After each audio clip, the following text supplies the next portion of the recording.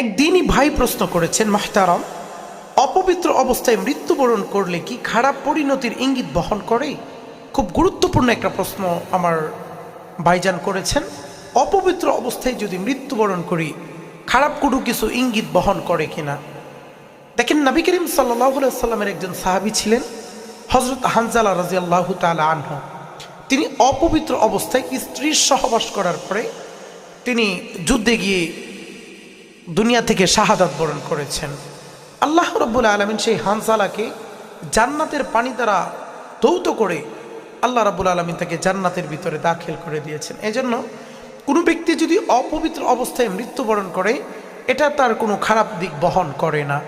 এজন্য অপবিত্র অবস্থায় মারা গেছে মানে সে জাহান্নামে যাবে, এই কথা চিন্তা করার কোনো সুযোগ ইসলামে আল্লাহ রাব্বুল আলামিন দেয়নি। আশা করি আপনি আপনার প্রশ্নের উত্তরটি বুঝে পেয়েছেন।